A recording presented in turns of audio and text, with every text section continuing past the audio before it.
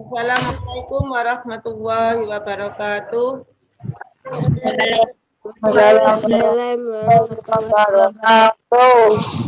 Bagaimana kabarnya anak-anak hari ini? Sehat ya? Alhamdulillah sehat. Baiklah, sebelum kita mulai pembelajaran, kita awali dulu dengan membaca doa. Doa kita membaca suratul Fatihah. Mudah-mudahan pembelajaran kita pada pagi hari ini dapat berjalan lancar dan nantinya materi yang kita serap bisa bermanfaat bagi kita. Doa mulai. A'udzu billahi minasyaitonir rajim. Bismillahirrahmanirrahim. Alhamdulillahi rabbil alamin. Ar-rahmanirrahim. Maliki yaumiddin. Iyyaka na'budu wa iyyaka nasta'in. Ihdinas siratal mustaqim. Siratal ladzina an'amta 'alaihim ghairil maghdubi 'alaihim waladdallin. Rabbighfirli wa liwalidayya wa lil mu'minina amin ya rabbal alamin. Baiklah, untuk pembelajaran kita pada pagi hari ini kita belajar di tema 5, subtema 1, yaitu pada pembelajaran yang ke-6. Dipersiapkan, bukunya dilihat, pembelajaran ke-6. Pada pembelajaran yang ke-6 ini kita akan belajar tentang perubahan ekosistem dan upaya untuk mempertahankan NKRI, Negara Kesatuan Republik Indonesia.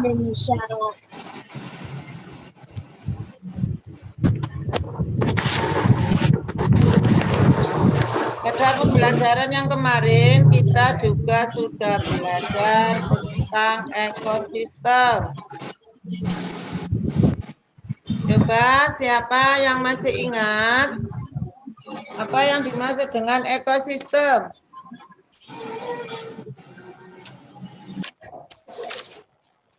Hubungan timbal balik. Ekosistem adalah, ayo, pada pembelajaran yang lalu kita sudah belajar tentang ekosistem.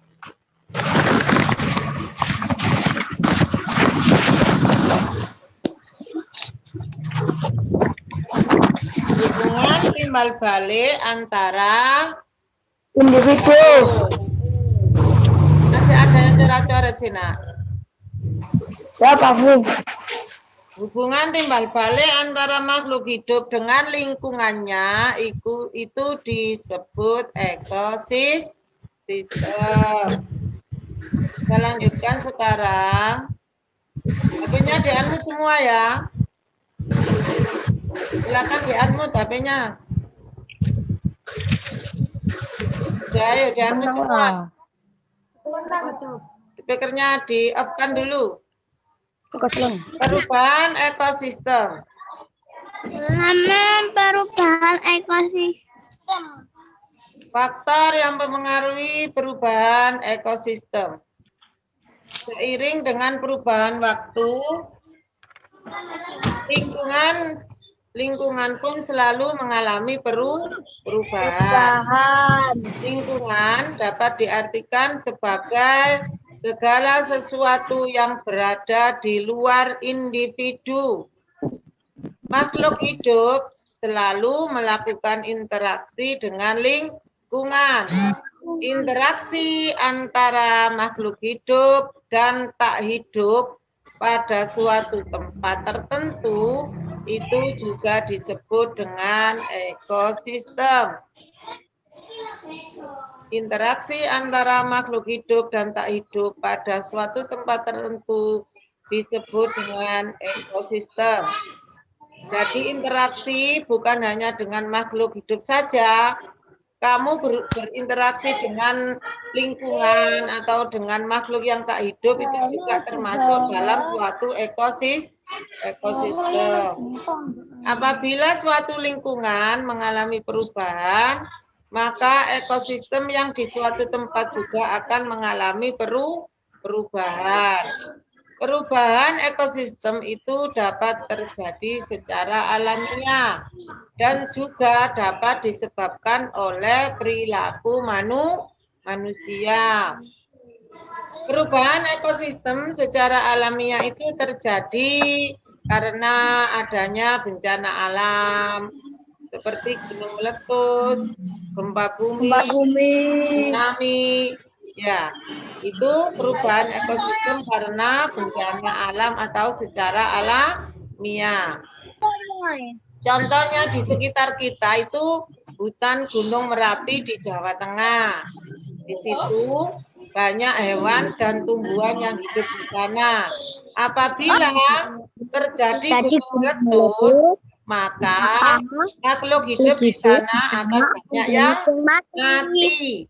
Dalam sebuah ekosistem, jika salah satu makhluk hidup berkurang, juga akan mempengaruhi keadaan makhluk hidup yang lainnya. Karena antara makhluk hidup yang satu dengan yang lain saling berhubungan. Perubahan ekosistem yang disebabkan oleh manusia itu terjadi sebagai upaya manusia untuk memenuhi kebutuhan hidupnya. Yang dilakukan untuk memenuhi kebutuhan hidup dengan memanfaatkan alam dan lingkungan. Misal, ya Bos.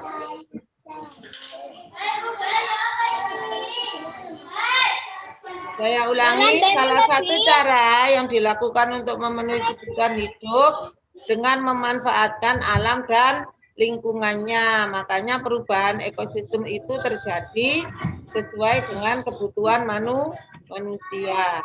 Namun, terkadang manusia itu mengeksploitasi alam itu secara berlebihan tanpa memikirkan dampaknya, sehingga menyebabkan terjadinya perubahan ekosistem. Dia dalam memenuhi kebutuhannya tidak mempertimbangkan dampak yang akan dilakukan. Jadi dia maunya sendiri, yang penting kebutuhannya terpenuhi. Nah, semacam itu menyebabkan terjadinya perubahan ekosistem.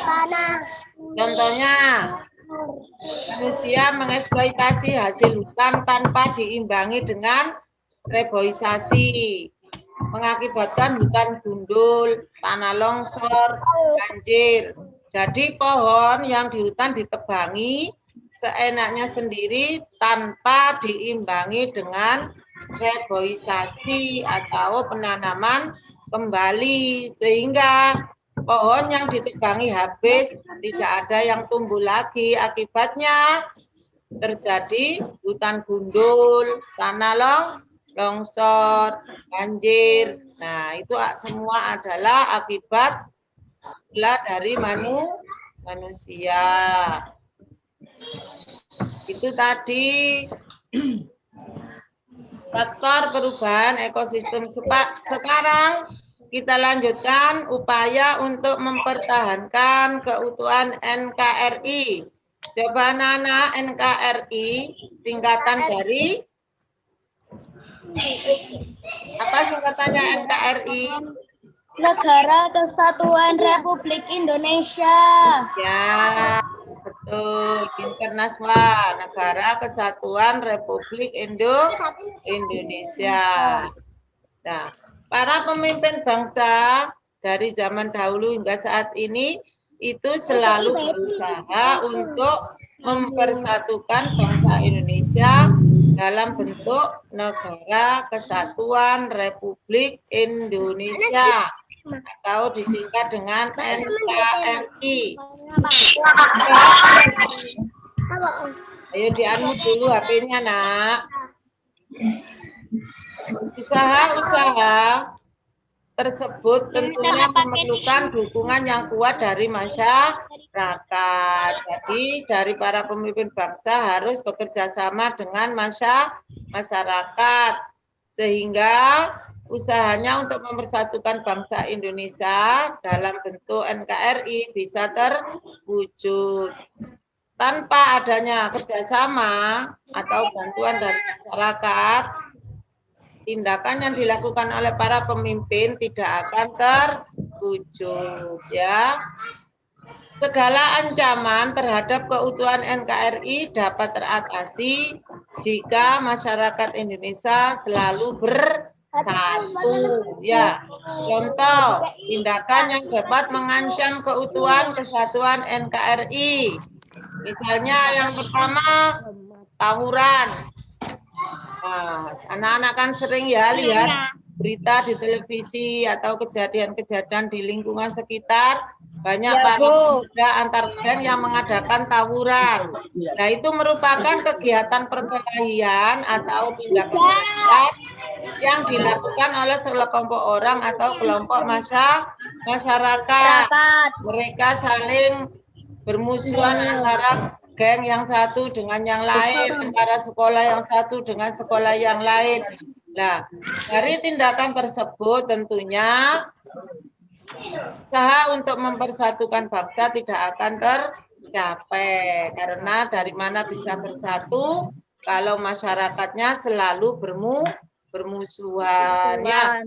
Kemudian yang kedua, contoh tindakan yang mengancam keutuhan NKRI, aksi terorisme yang mengancam keamanan, ketertiban, dan persatuan bangsa. Nah, dengar anak-anak, banyak teroris yang bawa bom.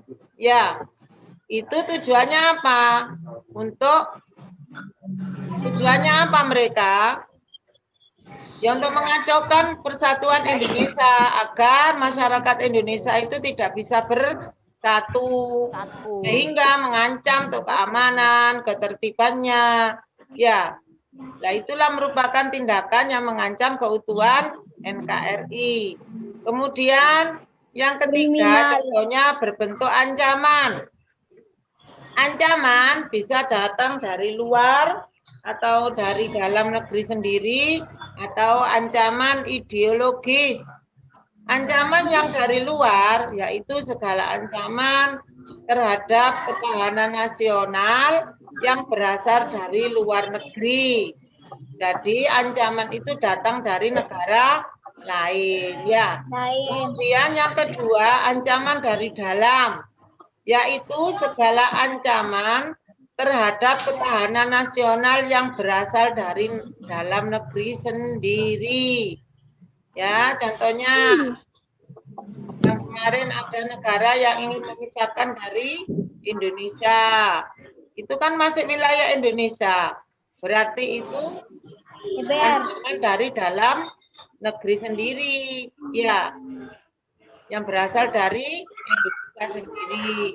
Kemudian ancaman ideologis, yaitu segala bentuk ancaman yang dapat mengganggu ketahanan nasional suatu negara yang dilakukan dalam tataran pemikiran seperti perang ideologi, arus globalisasi, dan kepentingan politik. Ya, sekarang zamannya kampanye pilkada, apa contohnya itu ya, itu kalau mereka tentunya dari ideologi yang berbeda. Nah, itu kalau dapat dipersatukan akan dapat mengancam kesatuan dan ketahanan bangsa. Arus globalisasi, ya, semakin kuat apalagi dengan zaman teknologi saat ini, ya, itu dapat berpengaruh walaupun lewat internet, anak-anak pakai HP. Itu kalau ada ideologi yang tidak sesuai tapi kita terpengaruh, akhirnya nanti dapat mengancam terhadap ketahanan nasional negara kesatuan Republik Indonesia. Nah, itulah tadi faktor-faktor atau contoh tindakan yang dapat mengancam terhadap keutuhan NKRI. Sekarang, bagaimana kita untuk mengatasi terhadap tindakan yang mengancam tersebut?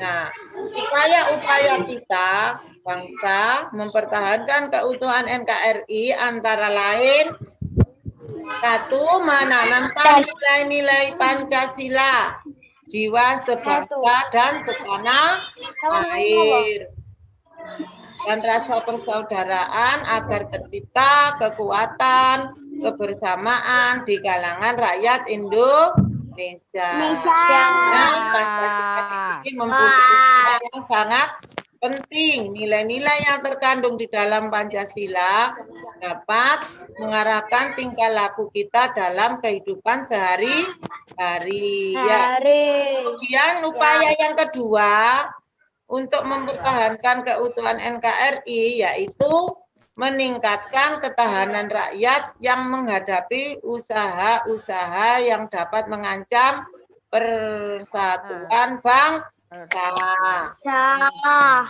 Kemudian yang ketiga, penyebaran dan pemasyarakatan wawasan kebangsaan dalam melestarikan dan menanamkan kesetiaan kepada ideologi bangsa. Ideologi bangsa kita sesuai dengan nilai-nilai yang terkandung di dalam Pancasila. Nilai-nilai dari Pancasila tersebut harus betul-betul kita terapkan, kita tanamkan dalam kehidupan tingkah laku dalam kehidupan sehari-hari. Ya. Kemudian upaya yang keempat, menumpas setiap gerakan separatis secara tegas dan tidak kenal kompromi. Misalnya ada tindakan teroris seperti itu contohnya, itu harus ditindak tegas, tidak mengenal kompromi. Yang salah ya harus ditindak. Tindakan yang dilakukan salah tidak sesuai dengan ideologi bangsa kita, maka orang tersebut harus ditindak tegas, tidak pandang bulu, tidak perlu kompromi. Baik itu yang melakukan saudara atau tetangga atau siapa. Kalau yang menyimpang berarti harus ditindak dengan tegas, ya. Itulah upaya untuk mempertahankan keutuhan NKRI. Nah, bagaimana dengan kalian sebagai pelajar? Di situ juga kita dapat melakukan upaya-upaya untuk mempertahankan keutuhan NKRI. Salah satunya kita harus menanamkan nilai-nilai yang terkandung dalam Pancasila yang kita pelajari setiap hari. Ya, itu belajar dengan rajin, tidak berkelahi dengan teman. Itu salah satu contoh tindakan kecil yang dapat mempertahankan keutuhan NKRI. Sampai materi kita hari ini, pembelajaran yang telah bisa sampaikan, barangkali ada yang mau ditanyakan atau belum dipahami, silakan.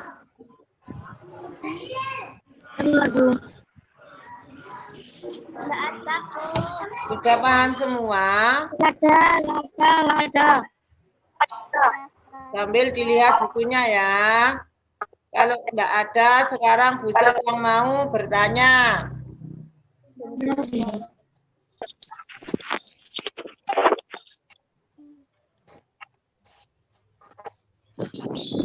Tadi kita sudah belajar tentang perubahan ekosistem. Sebelum dianmu dulu, nanti yang dipanggil baru diaktifkan audionya. Ya. Sebelum kita mengenal faktor-faktor perubahan ekosistem, coba Akila, coba sebutkan apa yang dimaksud dengan ekosistem. Ekosistem Seiring dengan perubahan waktu lingkungan. Latihan bersama teman-temanmu. Ya, coba yang lainnya dimatikan dulu ya, yang nggak dipanggil biar nggak ganggu teman-teman. Ya, ekosistem adalah interaksi antara makhluk hidup dan tak hidup pada suatu tempat tertentu. Ekosistem dapat mengalami perubahan dengan beberapa cara. Coba Dika sebutkan cara perubahan pada ekosistem. Coba Kak. Yang lain tidak perlu menjawab, hanya Dika yang menjawab. Interaksi antara makhluk hidup dan tidak hidup pada suatu tempat tertentu. Apa? Yaitu ekosistem. Sekarang perubahan yang terjadi pada ekosistem itu ada dua cara. Yang pertama bagaimana? Perubahan secara apa? Secara alamiah. Alami. Terus secara alamiah dan? Dalam manusia. Iya, secara alamiah dan dengan tindakan manusia. Coba sekarang David sebutkan contoh ekosistem, perubahan ekosistem yang terjadi secara alamiah. Bencana seperti gunung meletus dan gempa bumi. Ya, ekosistem yang terjadi secara alamiah itu karena peristiwa alam atau bencana alam. Contohnya gunung meletus. Ya. Kemudian tadi juga disebutkan perubahan ekosistem secara atau akibat dari ulah manusia. Coba Iska, contohnya bagaimana perubahan ekosistem yang disebabkan oleh tingkah laku manusia? Iska?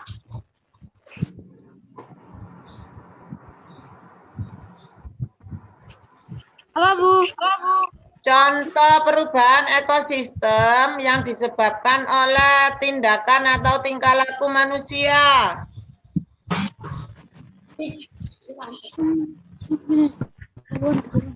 Belum?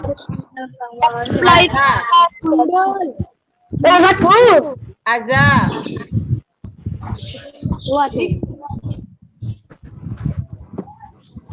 Contohnya banyak. Akibat ya. Talita. Menebang pohon sembarangan. Yang dulu, yang lain di-off-kan dulu. Talita.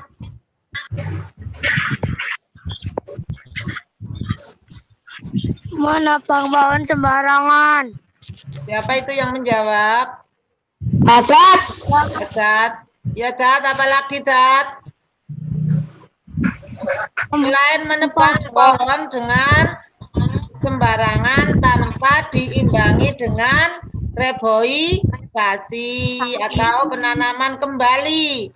Akibatnya bagaimana, Talita? Tanah longsor dan banjir. Ya, akan menjadi hutannya gundul, tanahnya longsor. Akibatnya yang lain adalah banjir. Ya. Sekarang contoh apa?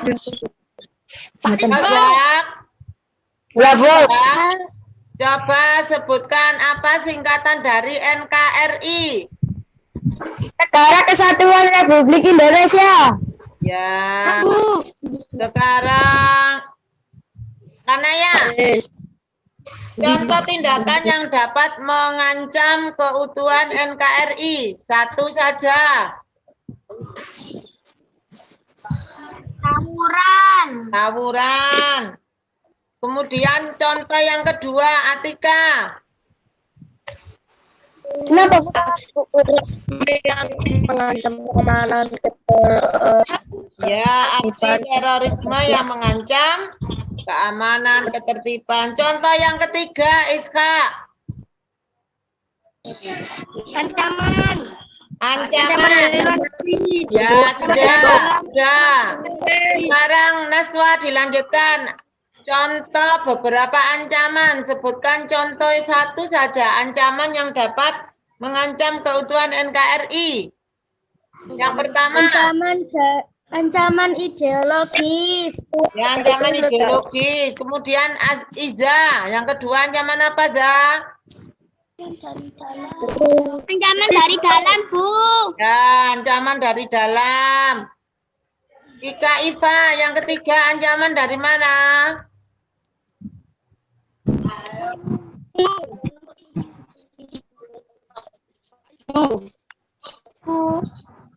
Faiz. Selain ancaman dari dalam, kemudian ancaman ideologis, yang lain contohnya yang ketiga, ancaman dari Yaitu negara belum. ya, ancaman dari luar yang datangnya dari luar negeri atau negara lain. Coba sekarang Bintang. Upaya-upaya untuk mempertahankan keutuhan NKRI yang pertama, Bintang.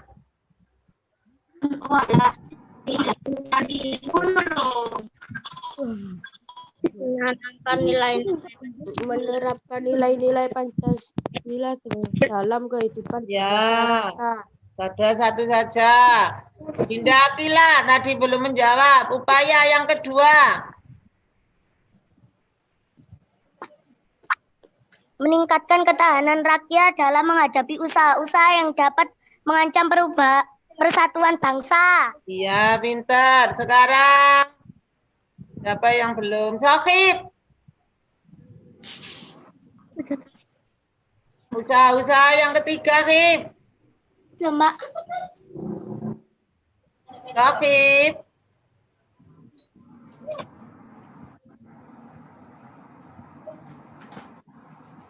Tuh, nggak bersuara, Sokib.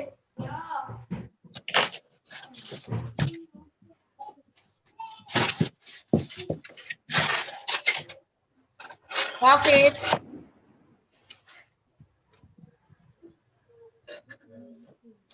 Tadi Nur Hasana masuk. Ya, Nur Hasana. Dafa tidak masuk ya? Adat? Dafa tidak masuk, Dat. Sana nggak masuk, Bu. Siapa? Sana nggak masuk. Nur Hasana masuk tadi. Masuk ya, ngawur. Ada masuk. Dafa yang nggak ada ya? Ya, Bu. Aduh, Dan. Adat mana Adat? Nur Hasana, Dafa nggak masuk ya?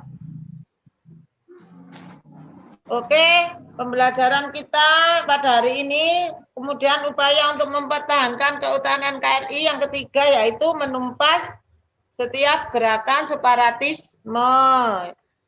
Kita menindak tegas tanpa kompromi. Sudah sampai pembelajaran hari ini, ada yang masih perlu ditanyakan sebelum diakhiri?